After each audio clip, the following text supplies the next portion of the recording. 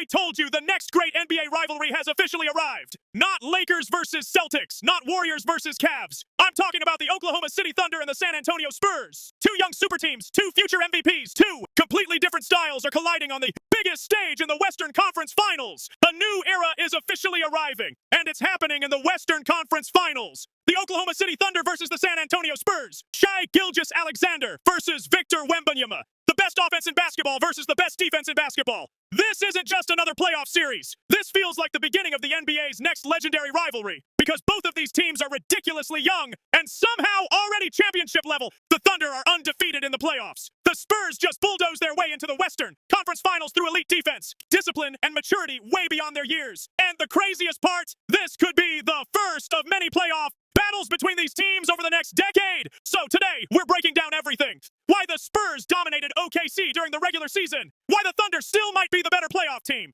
The Shai versus Wemby chess match. Stephon Castle's emergence. De'Aaron Fox's pressure-packed role.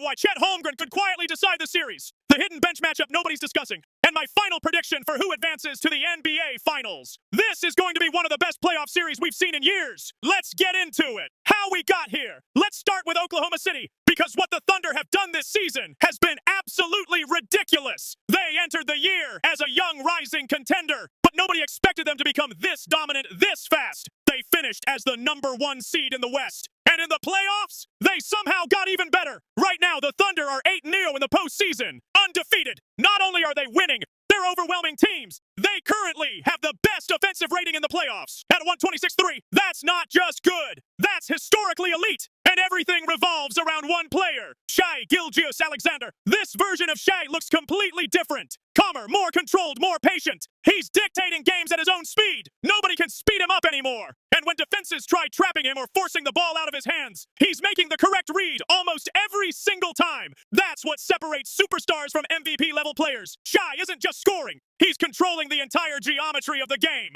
But standing in front of him is maybe the only defender in basketball capable of completely warping an offense by himself. Victor Wembanyama. The Spurs are years ahead of schedule. Nobody expected San Antonio to be here this early. Nobody. This team was supposed to still be rebuilding, learning, developing. Instead, they've become one of the most disciplined teams in basketball. And it started all the way back in training camp. The Spurs coaching staff focused on habits more than results. Film sessions, defensive accountability, communication, rotations, shot, quality decision-making. Everything about this team was built slowly and intentionally. And now we're seeing the results. Their average starting lineup age is around 25 years old. Their coach is barely in his mid-30s. Yet somehow they play with the poise of veteran contenders. That maturity showed up immediately in the playoffs. After losing Game 1 in their previous series, the Spurs responded by winning 4 straight games. That's not talent alone. That's mental toughness. That's leadership. That's preparation. And now they enter this series with the best playoff defense in the NBA. Wembanyama is changing basketball. At this point, calling Victor Wembanyama special almost feels disrespectful, because we genuinely may have never seen a player like this before. 7'4", elite mobility, elite rim protection, can guard the perimeter, can switch onto guards, can protect the basket, can handle the ball, can shoot from deep, and now he's becoming a vocal leader too. That's one of the biggest developments people aren't talking about enough. Earlier in the season, Wemby mostly led through his play. Now he's commanding the defense vocally, calling out rotations, directing teammates, holding everyone accountable. The Spurs feed off his energy. Defensively, he completely changes the math of basketball. Opponents attack the rim differently against San Antonio. Players hesitate. Floaters become rushed. Layups become impossible angles. The Spurs structure their entire defense around funneling offenses toward Wemby. And statistically, it's devastating. When Wemby contests shots inside 6 feet, opponents shoot dramatically worse than expected. He turns easy shots into nightmares. But here's the problem for San Antonio. Oklahoma City might be the one offense uniquely designed to challenge that system. Normally, the Spurs want teams taking mid-range jumpers. That's the entire defensive philosophy. Protect the rim, run shooters off the line, force contested pull-ups. Against most teams, that works beautifully. Against Shai, that becomes dangerous, because Shai is one of the greatest mid-range scorers in basketball right now. He's shooting around 54% from mid-range. For context, league average on those shots is around 43%. That's an insane difference. Most players taking difficult pull-ups are helping the defense. Shai taking those shots almost feels automatic. And it's not just the scoring. It's his pace, his footwork, his patience. He manipulates defenders like a veteran chess player. If you pressure him too aggressively, he gets downhill. If you drop coverage, he pulls up. If you send help, he immediately finds the open man. That's That's why San Antonio's perimeter defenders become so important, especially Stephon Castle. Stephon Castle might decide this series. Castle has quietly become one of the best young perimeter defenders in basketball. He's physical, strong, disciplined, and unlike most young defenders, he doesn't panic. Throughout the season, he actually made life difficult for Shai at times. That's incredibly rare. The Spurs trust him to fight over screens, absorb contact, and stay attached without constantly needing help. But there's one huge concern: foul trouble, because guarding Shai for an entire playoff series is exhausting. Shai constantly attacks defenders mentally. He changes speeds, stops suddenly, baits contact, gets into defenders' bodies. One early foul changes everything. If Castle picks up 2 fouls in the first half, suddenly San Antonio's entire defensive structure shifts, and that creates openings for OKC's other stars. OKC's offense isn't just about Shai. This is what makes the Thunder terrifying. Even when defenses focus entirely on Shai, they still have answers everywhere. Jalen Williams returning healthy from his hamstring injury is massive, because J-Dub gives OKC another downhill creator who can score at all 3 levels. When he's aggressive, the Thunder offense becomes nearly impossible to contain. Then there's Chet Holmgren, and honestly, Chet might secretly be the most important player in this series. Because unlike traditional centers, Chet forces Wemby away from the basket. That changes everything. Wemby wants to roam near the paint and erase shots, but Chet's spacing forces difficult decisions. Do you leave him open from 3? Do you stay attached in open driving lanes? Do you switch smaller defenders onto him? That tension completely changes San Antonio's defensive structure.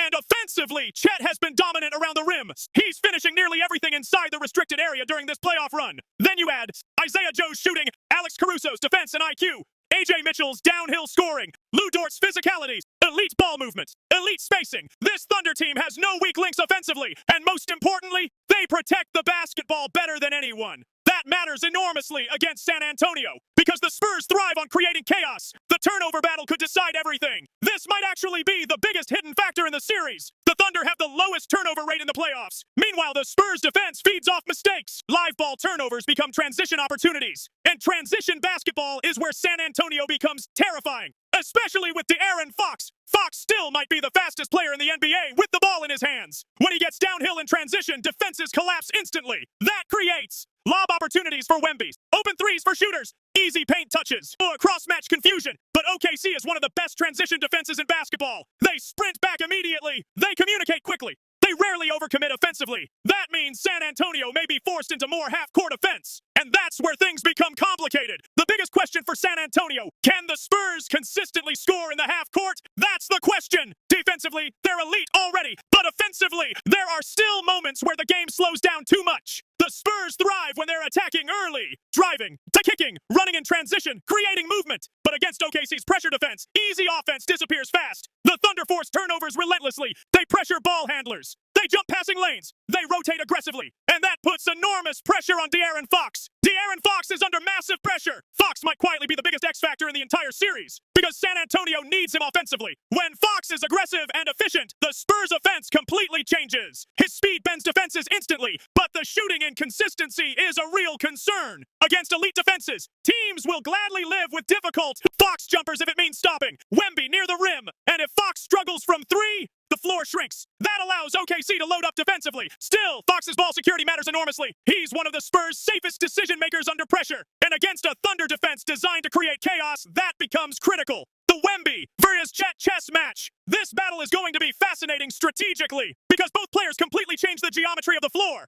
Chet stretches the floor offensively. Wemby dominates the paint defensively. But offensively, Wemby creates problems Chet hasn't faced consistently yet. The Spurs love using Victor as a vertical lob threat, and OKC's defense is built around disrupting passing lanes, so every possession becomes a chess match. Can OKC deny the lob? Can San Antonio punish smaller lineups with offensive rebounds? Can Chet hold up physically over a long series? And maybe most importantly, how many minutes can Wemby realistically dominate both ends? Because the physical demand on him is enormous. Protecting the rim, closing out shooters, scoring, offensively, rebounding, leading defensively. That workload becomes exhausting over 7 games. The Spurs guards aren't getting enough credit. One thing that stood out during San Antonio's previous series was how dominant their guards were. At one point, the Spurs guards combined for 68 points in a single game. That matters, because people think this team is only about Wemby. It's not. Stephon Castle has become a legitimate two-way force. Dylan Harper gives them additional scoring and creation. Fox pushes tempo constantly, and collectively, they attack the paint relentlessly. That's how they wear defenses down. The issue? OKC may have the exact defenders built to counter that style. Lou Dort, Caruso, J-Dub.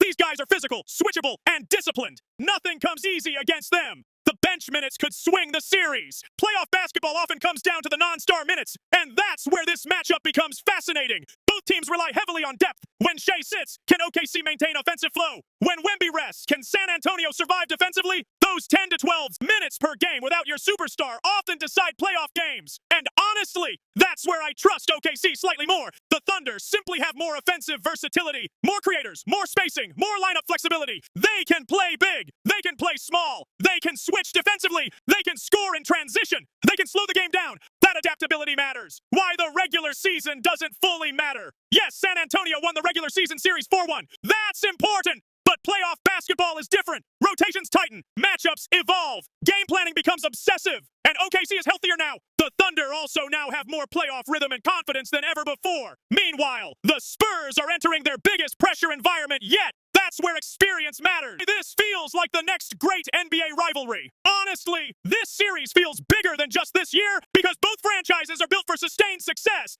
The Thunder have Chet, elite depth, draft capital, defensive versatility. The Spurs have Wemby, Castle, Fox, elite coaching, defensive identity, incredible young talent. These teams could realistically meet in the playoffs for years. And stylistically, they're perfect rivals. One built around offensive precision. The other was built around defensive destruction. One led by the league's smoothest scorer. The other led by basketball's ultimate defensive alien. This is cinema. Final prediction. I think this series is going to be unbelievable. Close games, clutch moments, defensive battles, momentum swings, and I fully expect Victor Wembanyama to have at least one legendary playoff game during this series. But ultimately, I'm taking the Oklahoma City Thunder in 7 games. Barely. The difference comes down to offensive consistency, ball security, and late-game execution. OKC has more proven shot creation right now, more spacing, more reliable offense, possession after possession, and Shai Gilgeous-Alexander is simply playing at an unstoppable level. I think he wins Western Conference Finals MVP, but make no mistake, win or lose, the Spurs are arriving faster than the NBA expected, and this series may only be Chapter 1.